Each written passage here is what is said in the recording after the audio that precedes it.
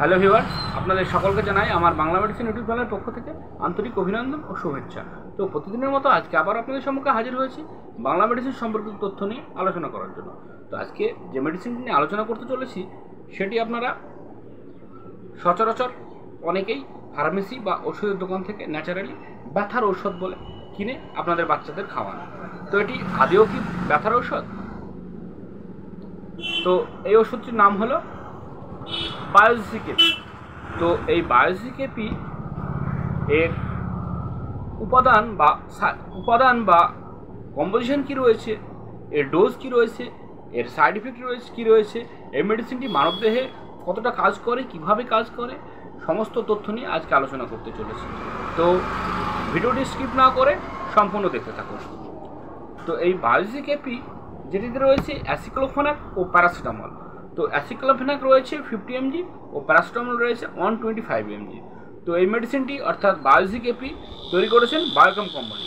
তো অ্যাসিক্লোফেনাক এটি হলো NIAIDs অর্থাৎ non steroid anti inflammatory drugs বা non steroid anti inflammatory drugs শ্রেণীর মেডিসিন।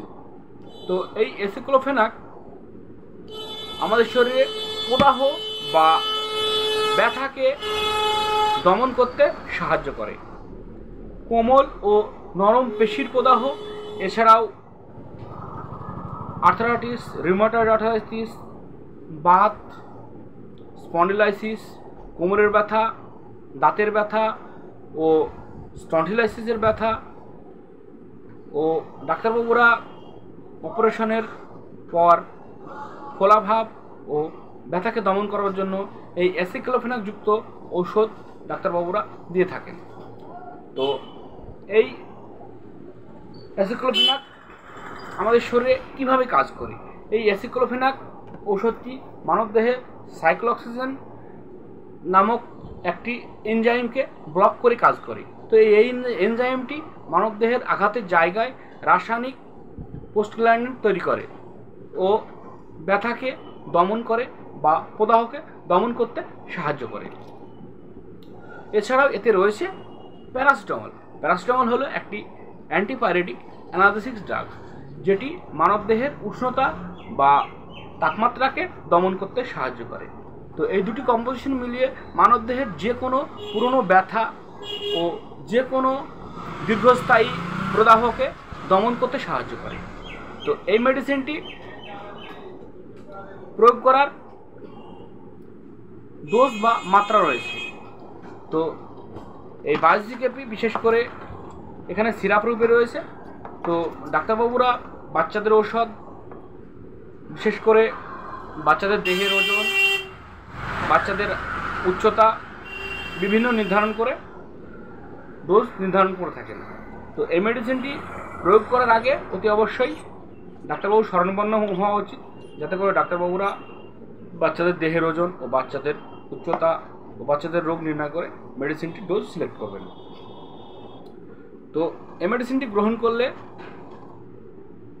কিছুটা সাইড ইফেক্ট আমরা লক্ষ্য করি, যেমন বমি বমি ভাব, বমি, মাথা ঘোরা, নাউসিয়া, এছাড়াও মুখের স্বাদের অস্বাভাবিকতা ও বদহজম, গ্যাস, অ্যাসিডিটি। ও এই ওষুধটি বেশি পরিমাণে প্রয়োগ করলে অনেক সময় দেখা যায় আলসারের মতো সমস্যা হতে পারে। তো বিশেষ করে এই মেডিসিনটি স্তনদানকারী মাতা ও গর্ভবতী মহিলারা ব্যবহার করবেন না।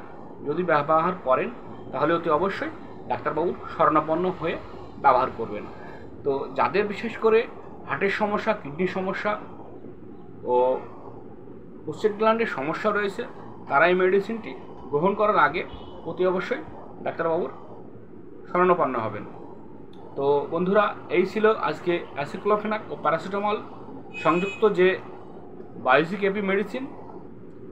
তো এই ভিডিওটা যদি আপনাদের ভালো লেগে থাকে তো অতি অবশ্যই আমার চ্যানেলটি সাবস্ক্রাইব করবেন ও পাশে থাকা বেল আইকনটি টিপে দেবেন, যাতে করে প্রতিনিয়ত আপনাদের সম্মুখে বায়োজিসিকেপির মতো নতুন নতুন ভিডিও হাজির করতে পারি। ভালো থাকবেন বন্ধুরা, সুস্থ থাকবেন, ধন্যবাদ।